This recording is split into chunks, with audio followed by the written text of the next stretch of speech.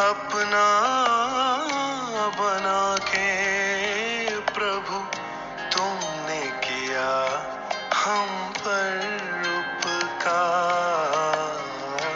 छोड़ पुरानी दुनिया को हम आए हैं तेरे द्वार।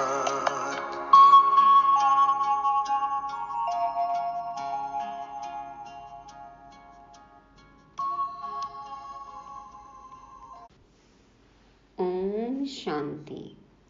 सभी मायाजीत, क्रोध मुक्त, शिववंशी ब्रह्मा मुख वंशावली ब्राह्मणों को सत गुरुवार की गॉडली मॉर्निंग। छोड़ पुरानी दुनिया को हम आए हैं तेरे द्वार। क्या वाकई छूट गई वो दुनिया? बन गए हम बेहद के सन्यासी, पवित्र सहज योगी बन गए।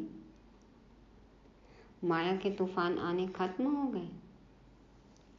यदि इनमें से एक का भी उत्तर नहीं है तो कारण है कि अभी इस बात में हम पक्के नहीं हैं कि मेरा तो एक शिव बाबा, दूसरा न कोई।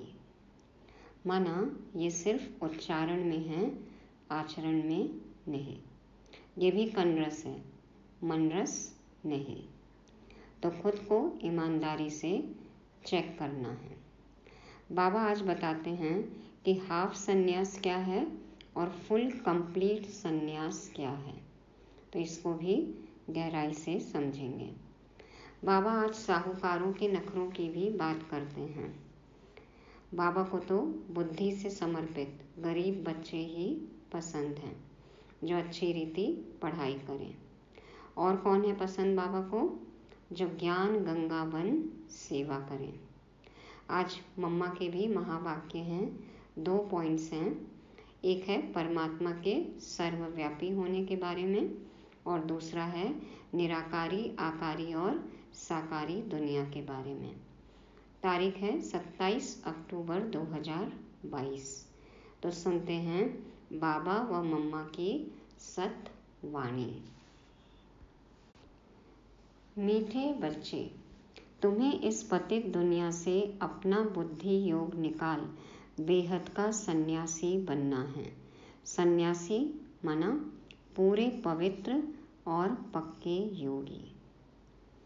बाबा कहते हैं कि इस पतित दुनिया से बुद्धि योग निकाल देना है और बेहद का सन्यासी बनना है। पूरी दुनिया से ही हमें बेहद का सन्यास करना है। सन्यासी का अर्थ बताया पूरे पवित्र, संपूर्ण पवित्र माना मनसा वाचा कर्मणा, तन मन धन श्वास संकल्प संबंध संपर्क सब में पवित्रता होनी चाहिए। दृष्टि वृत्ति कृति सब। और पक्के योगी, पक्के योगी माना अखंडित योग हो हमारा बाबा के साथ। संडे की मुरली बाबा ने कहा ना, योगी जीवन होना चाहिए। सहज योगी, निरंतर योगी। बाबा से योग लगाना ना पड़े, हाँ, निरंतर योग हो, कंबाइंड हो, कनेक्टेड हो। प्रश्न है, कौन सी अवस्था आते ही माया के तूफान समाप्त हो जाते हैं? माया के तूफान समाप्त हो जाते हैं, ऐसी कौन सी अवस्था आते ही? उत्तर में बाबा कहते, जब मेरा पति, मेरा बच्चा, इस मेरे से बुद्धि योग टूट जाएगा।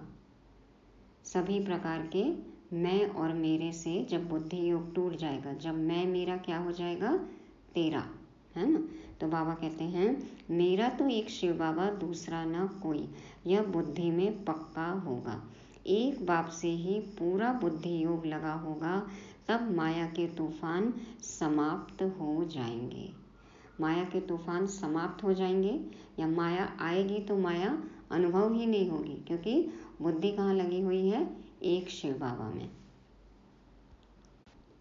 बाबा में ही बुद्धि लगी होने से हम इतने शक्तिशाली हो जाते हैं कि पेपर हमें पेपर लगते ही नहीं, माया हमें माया लगती ही नहीं। वो स्थिति आ जाएगी। इसीलिए बाबा बार बार कहते हैं ना कि सिर्फ म को त में बदल दो, माना मेरे को तेरा कर दो। गीत बजा।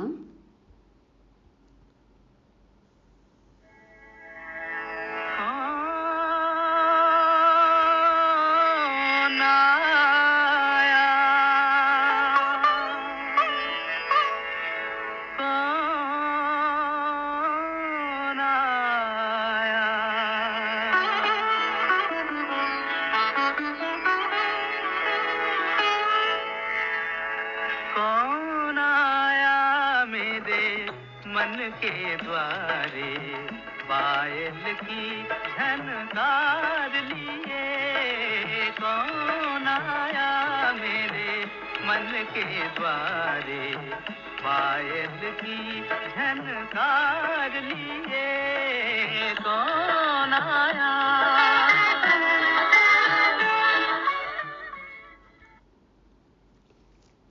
ओम शांति।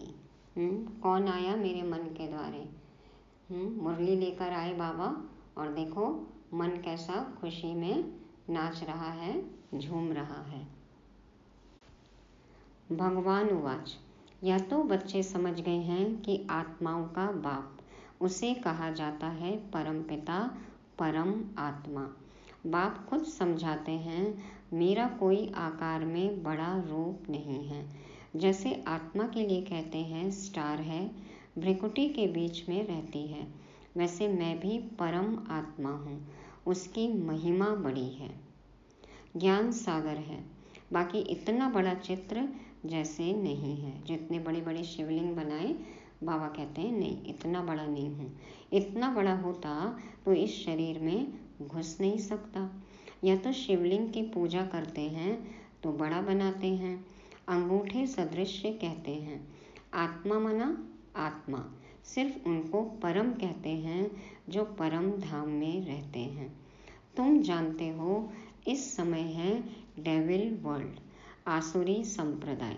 सबके संस्कार देखो कैसे हैं, आसुरी है ना। सतयुग में इस भारत पर देवताओं का राज्य था, अब तो आसुरी राज्य है।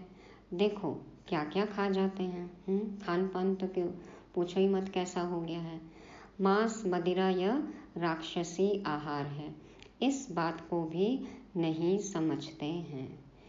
किसी से बात करो तो कितनी तरह की दलीलें देते हैं, कितनी बहसबाजी होती है ना।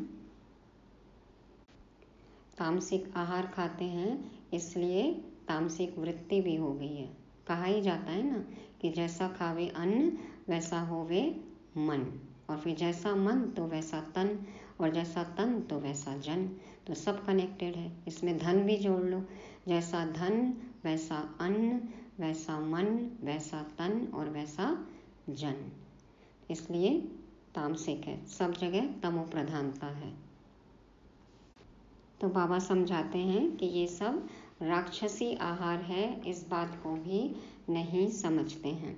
स्कूल में भी कोई के अच्छे ख्यालात, कोई के रजोगुणी, कोई के तमोगुणी होते हैं। या इतने तरह के स्टूडेंट्स हैं तो सबके ख्यालात तो अलग ही अलग है ना। जो दूसरों को समझा नहीं सकते उनको बुद्धू कहेंगे। ब्रह्मा कुमार कुमारियों में भी नंबरवार महारथी घोड़े सवार प्यादे बहुत हैं, जो अच्छी रीति समझा नहीं सकते हैं। ज्ञान पूरा न होने कारण डिससर्विस करते हैं। जितना जिसमें ज्ञान है उतना समझाएंगे, पर हमें चेक करना है कि सर्विस के नाम पर हम डिससर्विस तो नहीं कर रहे हैं, हम अपना ही कोई स्वार्थ तो नहीं सिद्ध कर रहे हैं। तो वो हमें चेक करना है। नंबर वार तो हैं।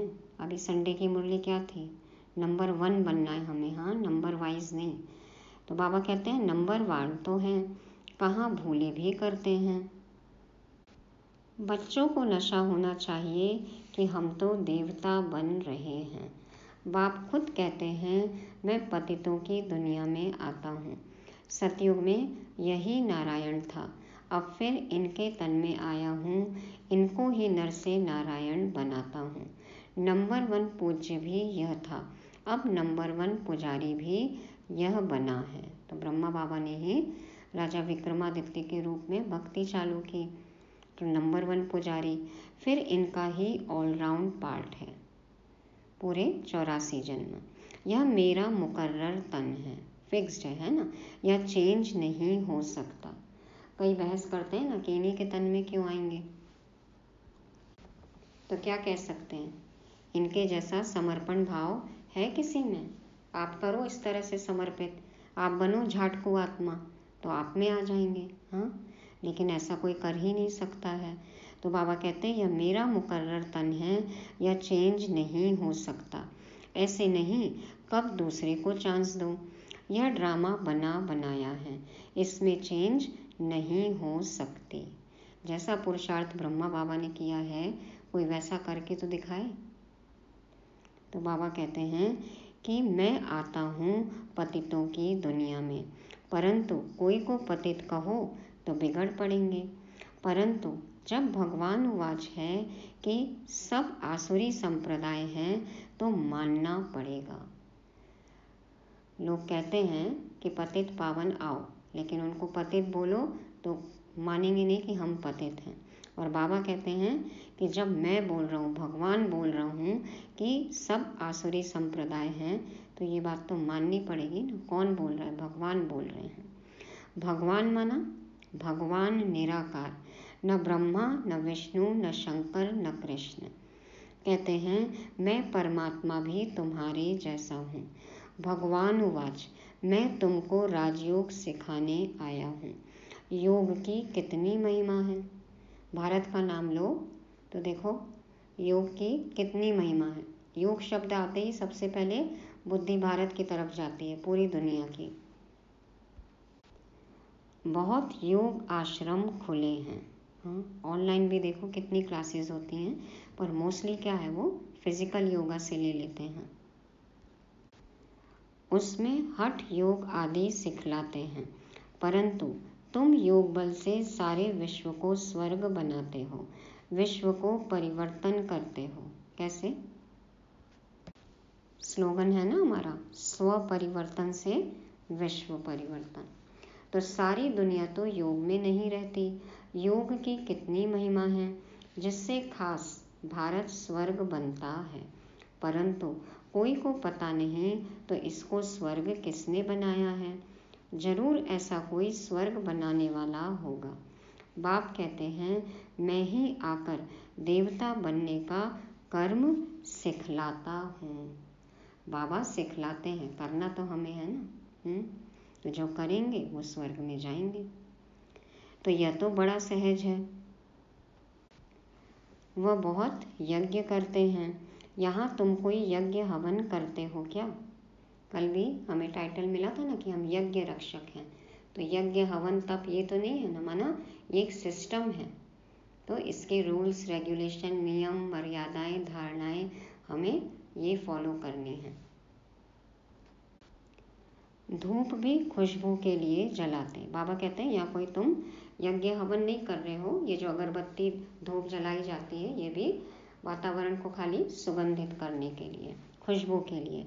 बाकी यहाँ कर्म कांड की कोई बात नहीं। तो आजकल तो देखो धूप भी नहीं जलाते हैं, कहते हैं उसका धुआं भी नुकसान करता है। तो यहाँ तो कोई कर्म कांड नहीं है।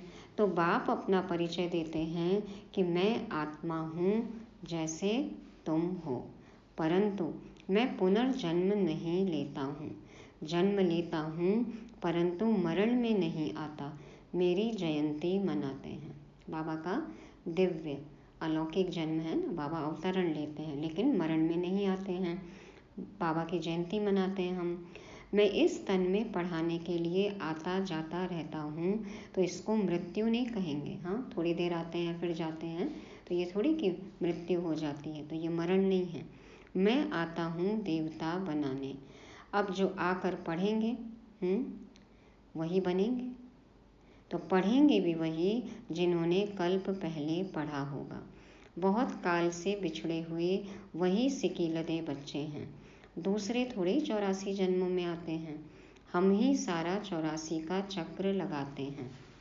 मनुष्य तो बहुत जन्म लेने से तंग होते हैं। तुमको कहेंगे हम 84 के चक्र में नहीं आने चाहते हैं। वो तो चाहते हैं ना कि 84 के चक्कर से छूट जाए, जन्म मरण के चक्र से छूट जाए, मोक्ष चाहिए उनको। परंतु हम कितने पहलवान हैं जो और ही खुश होते हैं। ये हमारी पहलवानी है कि हम चाहते हैं कि हम डे 1 से आए। डे 1 भी क्या कि एकदम पहली घड़ी से आए। हम जब से सतयुग स्टार्ट हो हम चाहते हैं कि हम उस सेकंड से आए, है ना। तो कि ये हमारी क्या है, बहादुरी है, पहलवानी है। वो दुनिया से बचना चाहते हैं और हम स्वर्णिम दुनिया में आना चाहते हैं। तो देखो कितना फर्क है। हम इस 84 के चक्र को याद करते करते चक्रवर्ती राजा बन जाते हैं। उन्हों के झंडे में भी चक्र है, फिर उन्होंने चरखा बना दिया है। भारत का तिरंगा है ना, उसमें भी चक्र है। अब तो चक्र कर दिया, पहले चरखा बना था गांधी जी का, और उसमें अभी 24 तीलियां हैं। तो उनके सामने तुम्हारा कोट ऑफ आर्म्स ठीक है, उनका क्या है, 3 शेर है ना, और लिखा हुआ है सत्यमेव जयते। तो बाबा कहते हैं उनके सामने तुम्हारा कोट ऑफ आर्म्स ठीक है, ऊपर में शिव बाबा, नीचे त्रिमूर्ति और चक्र बिल्कुल ठीक लगा है। यह तुम्हारा शिव का झंडा बिल्कुल ठीक है। बाबा कहते हैं कि तुम्हारी लिखत बिल्कुल अच्छी है, तुम्हारा झंडा अच्छा है, तुम्हारा कोट ऑफ आर्म्स अच्छा है। इंडिया गेट पे बना है ना अशोक स्तंभ, 3 शेर हैं और नीचे लिखा है सत्यमेव जयते। तुमको समझाया है सन्यास 2 प्रकार का है। एक है निवृत्ति मार्ग का सन्यास, जो जंगल में जाते हैं, वह है हाफ सन्यास, माना घर बार छोड़ के जंगल में चले जाते हैं। बाबा कहते हैं वो है हाफ सन्यास। तुम्हारा है फुल सन्यास। हमारा फुल कैसे है, किसका सन्यास है हमारा, सारी आसुरी दुनिया का सन्यास करते हो। मेरा पति, मेरा बच्चा, मेरा गुरु, उन सब मेरे मेरे से बुद्धि योग तोड़ते हो।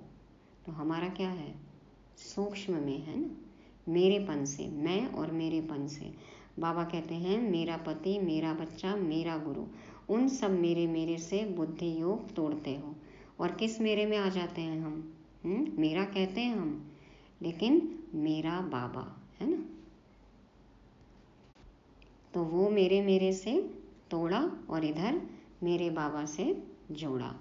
तो मेरा तो एक शिव बाबा, दूसरा ना कोई। जब तक यह अवस्था नहीं आएगी तब तक तूफान आते रहेंगे, झोंके खाते रहेंगे। तो हमारा अब लक्ष्य क्या होना चाहिए, बुद्धि में सिर्फ और सिर्फ एक बाबा हो तो तूफान क्या है, तोहफा लगेगा। तो अब ये अनुभव हमें करना है, यही लक्ष्य रखो। बाप सारी आसुरी दुनिया का सन्यास कराते हैं, क्योंकि यह सब भस्म होना है। वह ऐसे नहीं कहते सब भस्म होना है। तुम रहते संबंधियों के बीच में हो, परंतु उनको देखते बुद्धि वहाँ लगी हुई है। मेरा कुछ है नहीं, तो काम क्रोध किससे होगा। यह युक्ति बहुत अच्छी है, परंतु जब बुद्धि में बैठे। बाबा कह रहे हैं कि मित्र संबंधियों सबके बीच में रहना है, लेकिन बुद्धि कहाँ लगी हो, परम धाम में, सुख धाम में, बाबा में, ज्ञान में, योग में। मेरा कुछ नहीं है। हाँ, तो बाबा कहते जब कोई मेरा है ही नहीं तो फिर काम क्रोध किससे होगा, ऐसे सोचो। तो ये युक्ति तो बहुत अच्छी है, लेकिन जब ये बात बुद्धि में फिट हो तब तो ना, तब तो अच्छे अच्छे अनुभव होंगे। इसको राजयोग कहा जाता है। तुम योग लगाते हो, राजाई लेते हो, वह है हठ योग। यह गुह्य पॉइंट्स हैं। योगी तो दुनिया में बहुत हैं। हाँ, देखो कितने बाबा हैं, कितने योगी हैं, परंतु बाबा कहते हैं एक का भी मेरे से योग नहीं है। पता नहीं किससे योग लगाते हैं। मेरे बदले मेरे निवास स्थान ब्रह्म तत्व से योग है। कहते हैं ना, ब्रह्म में ही लीन होना है, ब्रह्म परमात्मा है, तो इसी भ्रम में जी रहे हैं। जैसे भारतवासी अपने निवास स्थान हिंदुस्तान को अपना धर्म समझ बैठे हैं, इसीलिए हिंदू धर्म कह देते हैं ना। तो पाकिस्तान है तो कोई कहते हैं कि हमारा पाकिस्तानी धर्म है, इटली वाले कहते हैं हमारा धर्म इटालियन है, फ्रांस वाले कहते हैं हमारा धर्म फ्रेंच है। नहीं, तो बाबा कहते हैं कि भारतवासी अपने निवास स्थान हिंदुस्तान को अपना धर्म समझ बैठे हैं। वैसे वह भी अपने को ब्रह्म का बच्चा समझते हैं। बच्चे भी नहीं कहते, बच्चा कहें तो फिर वर्षा चाहिए। वह तो कहते हैं कि तत्व में लीन होंगे। बाबा को तो अनुभव है। ब्रह्मा बाबा भी पहले यही समझते थे ना, तो बाबा कहते हैं अनुभव है। बहुत सन्यासियों गुरुओं से अनुभव किया, 12 गुरु किए थे ब्रह्मा बाबा ने। अर्जुन को भी दिखाते हैं बहुत गुरु थे, तुम सब अर्जुन हो, हम सब ज्ञान अर्जन कर रहे हैं, अर्जुन हैं। इस समय सारी दुनिया पर रावण का राज्य है, सारी दुनिया लंका है। एक सिलोन का बेट लंका नहीं, माना खाली एक द्वीप, वो श्रीलंका, वो लंका नहीं, वह हद की लंका है। बेट कहते हैं टापू को, द्वीप, आइलैंड। बेट सिंधी शब्द है। तो बाबा कहते हैं वह हद की लंका है, परंतु बेहद की लंका तो सारी दुनिया है। अब सारी दुनिया पर रावण का राज्य है। राम के राज्य में इतने मनुष्य नहीं थे। जब राम राज्य है तो रावण राज्य नहीं। कहाँ चला जाता है? नीचे पाताल में चला जाता है। फिर रावण राज्य आता है तो राम राज्य नीचे चला जाता है। यह ड्रामा है ना।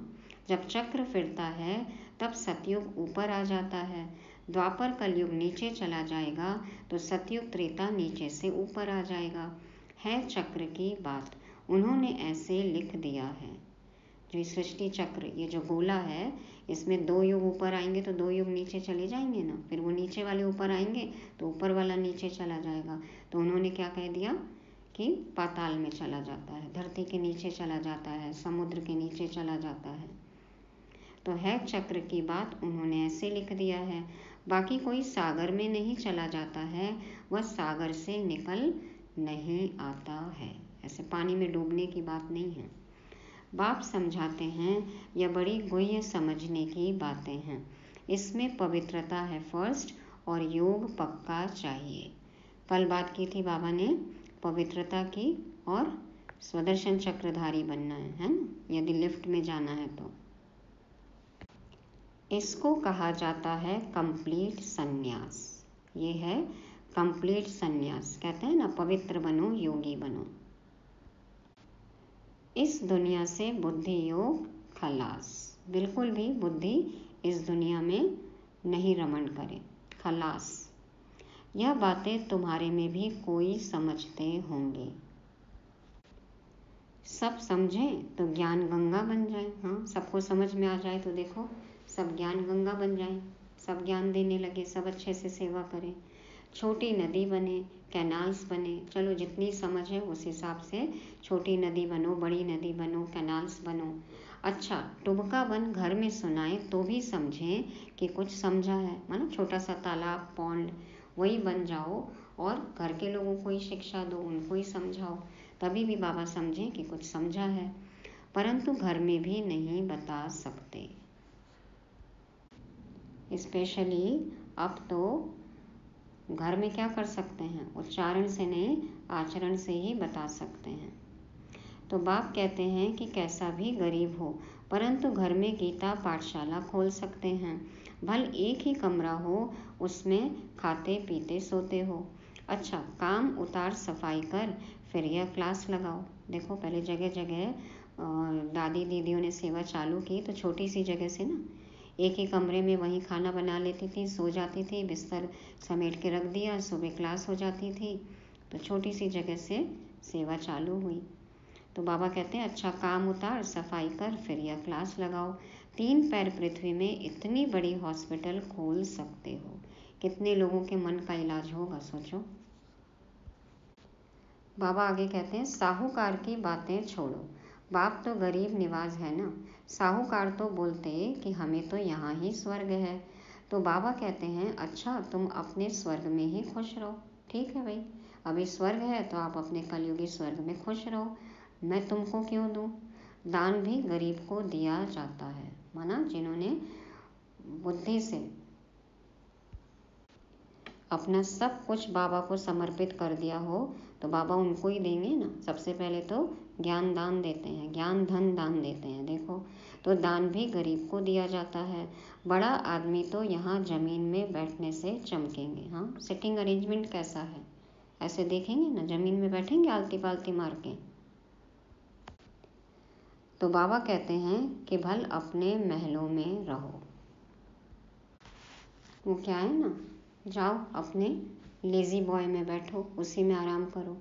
तो ऐसे सोफ़ा पे लेज़ी बॉय में बैठने वालों को स्वर्ग का सिंहासन मिलेगा। जो ज़मीन में बैठेंगे वो बैठेंगे स्वर्ग के सिंहासन पर। तो बाबा कहते हैं मेरे पास तो गरीब आए जो अच्छी तरह पढ़े। अगर दूसरे को नहीं सुना सकते तो छोटा तालाब भी नहीं ठहरे। तुमको तो बड़ी नदी बनना है, मम्मा बाबा को फॉलो करना है। देखो कितनी बड़ी नदी, हाँ, कितनी सेवा करते हैं। परंतु घर में भी नहीं सुना सकते तो चुल्लू पानी की तरह भी नहीं ठहरे। चुल्लू पानी में जो हाथ में जितना पानी आता है, यदि घर वालों को भी नहीं समझा सकते तो फिर बाबा कहते हैं कि चुल्लू पानी की तरह भी नहीं ठहरे। बाबा को तो मज़ा आएगा ज्ञान गंगाओं के सामने। हाँ, बाबा को मुरली चलाने में भी बहुत मज़ा आता था जब बच्चे रुचि से सुनते थे, इंटरेस्ट से सुने तब।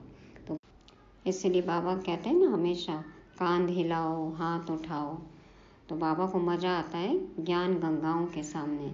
सेवा में पहले दीदी दादियाँ बाबा को छोड़कर, मधुबन छोड़कर जाना नहीं चाहती थी। तो बाबा कैसे समझाते थे, क्या तुम ठहरा हुआ पानी हो, ठहरे हुए पानी में कैसे बदबू हो जाती है, नाला होता है, तुम नाला नहीं हो, तुम तो बहती हुई नदी हो, है ना। तो हमेशा बहते रहो, जाओ सेवा करो, ज्ञान गंगा बनो। इस तरह से बाबा समझा के भेजते थे। तो कई बाबा के सम्मुख सुनते हैं तो खुश होते हैं, परंतु यहाँ से उठे सीढ़ी नीचे उतरे तो नशा भी उतरता जाता है। सोचो, नीचे उतरे और घर तक पहुँचे तब तक तो नशा क्या है, एकदम क्या है, सोडा वाटर एकदम पानी हो जाता है, बुलबुले सारे खत्म।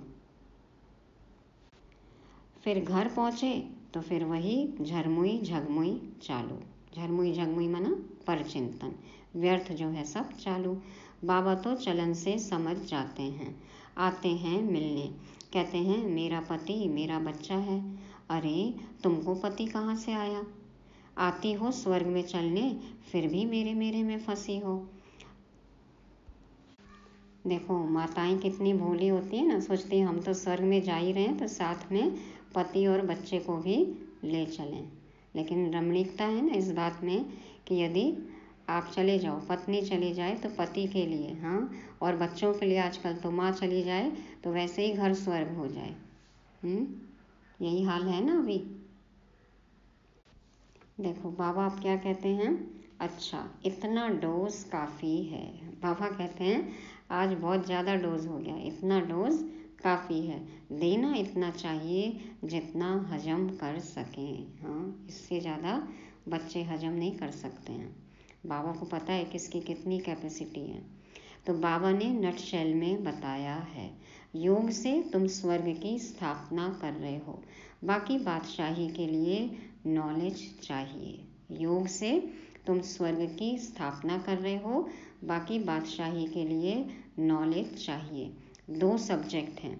बाबा भी योग में रहने का पुरुषार्थ करते हैं, तब कहते हैं न बिसरो न याद रहो। ब्रह्मा बाबा भी हमेशा याद में रहने का पुरुषार्थ करते हैं ना, तब कहते हैं न बिसरो माना न भूलो न याद रहो। कहते भी है ना कि किसी को याद करने की ज़रूरत तब पड़ती है कि जब उनको भूल जाएं, तो भूलो ही नहीं कि याद करने की ज़रूरत हो। अच्छा, मीठे मीठे सिखिलदे बच्चों प्रति माता पिता बाप दादा का याद प्यार और गुड मॉर्निंग। रूहानी बाप की रूहानी बच्चों को नमस्ते। हम रूहानी बच्चों की रूहानी बाप दादा को याद प्यार गुड मॉर्निंग और नमस्ते। शुक्रिया बाबा, शुक्रिया। धारणा के लिए मुख्य सार, पहला पॉइंट है, इस पुरानी दुनिया का कंप्लीट संन्यास करना है। पवित्रता और योग की सब्जेक्ट में फर्स्ट नंबर लेना है। दूसरा, ज्ञान गंगा बन पतितों को पावन बनाने की सेवा करनी है। मम्मा बाबा को फॉलो कर बड़ी नदी बनो। वरदान है, ब्राह्मण जीवन में कम खर्च बाला नशीन करने वाले अलौकिकता संपन्न भव।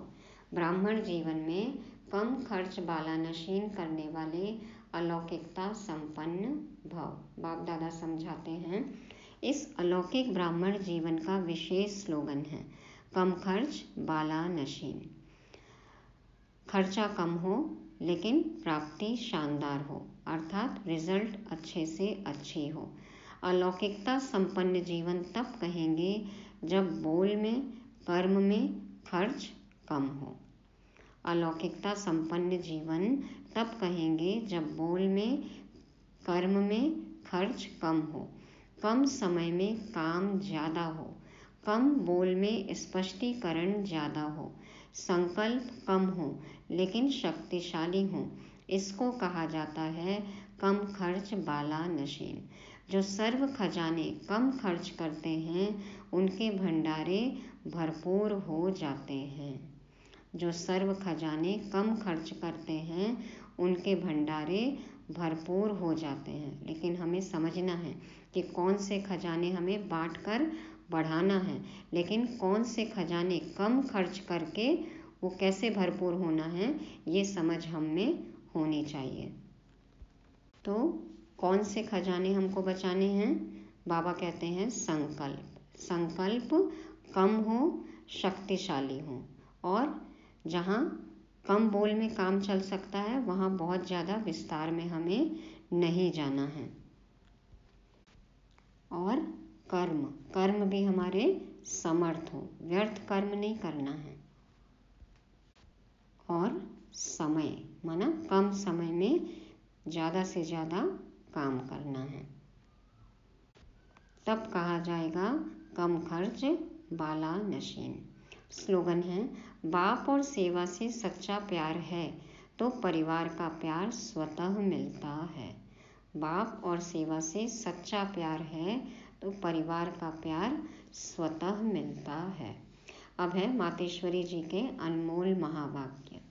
पहला पॉइंट है, अब यह जो शिरोमणि गीता में भगवान उवाच है, बच्चे जहाँ जीत है वहाँ मैं हूँ, यह भी परमात्मा के महावाक्य हैं।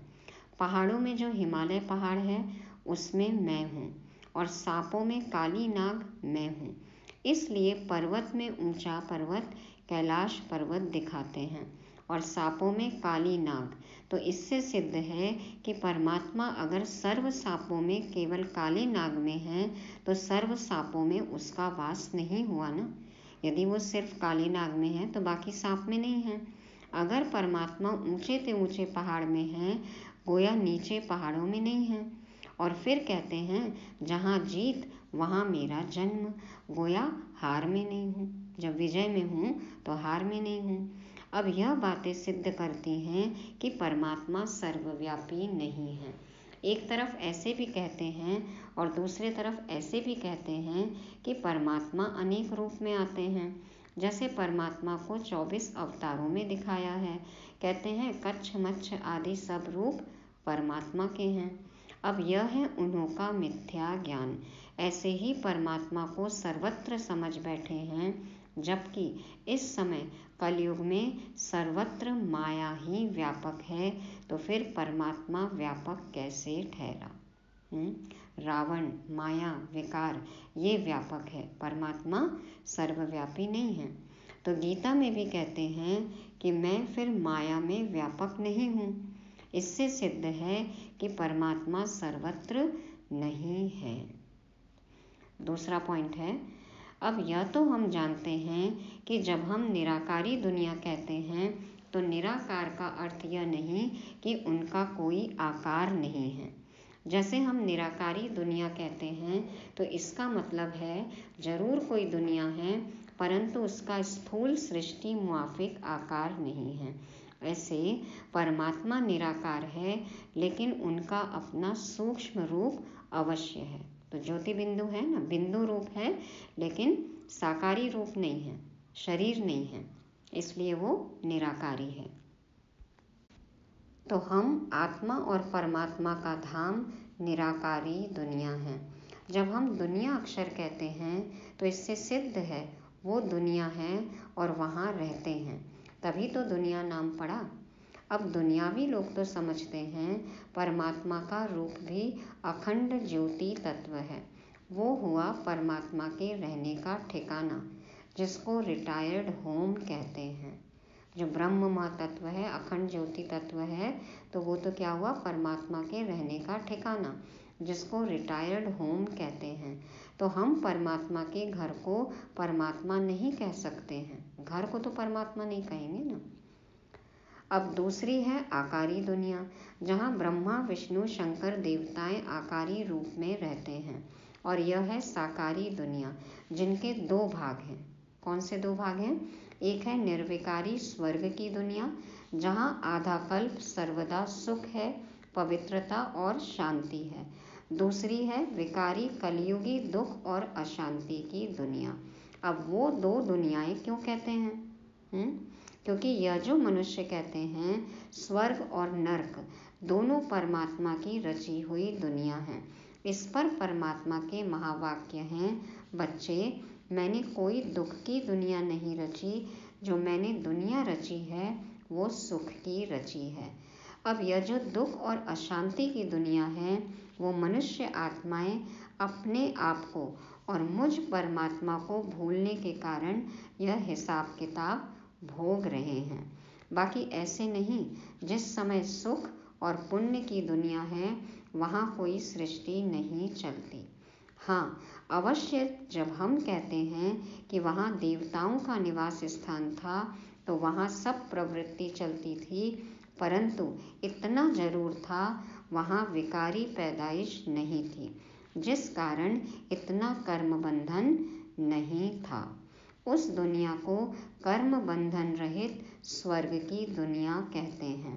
तो एक है निराकारी दुनिया, दूसरी है आकारी दुनिया, तीसरी है साकारी दुनिया। तो साकारी दुनिया के भी क्या हो गए, दो भाग हो गए, जिसमें कि एक निर्विकारी दुनिया, जब स्वर्ग जहाँ पे विकार नहीं था, जहाँ हम आत्म अभिमानी स्थिति में थे, और दूसरा भाग नरक पुरानी दुनिया, वही दुनिया पुरानी हो गई, पतित हो गई। क्यों हो गई ऐसी? क्योंकि हम परमात्मा को भूल गए, खुद भूल गए कि हम आत्मा हैं और हम देह अभिमान में आ गए। तो एक है निराकारी दुनिया, दूसरी है आकारी दुनिया, तीसरी है साकारी दुनिया। अच्छा, ओम शांति। तो बहुत सारे पॉइंट्स हैं आज की मुरली में, बाबा के भी महावाक्यों में, मम्मा की भी समझाने में, तो सभी मनन चिंतन करेंगे।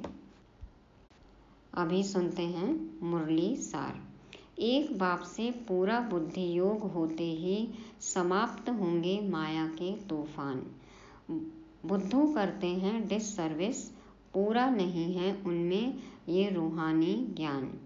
बेहद की लंका है सारी दुनिया, ब्रह्म तत्व है बाबा का निवास स्थान। साहूकार भल रहे अपने महलों में, बाप गरीबों को देते हैं दान। ओम शांति।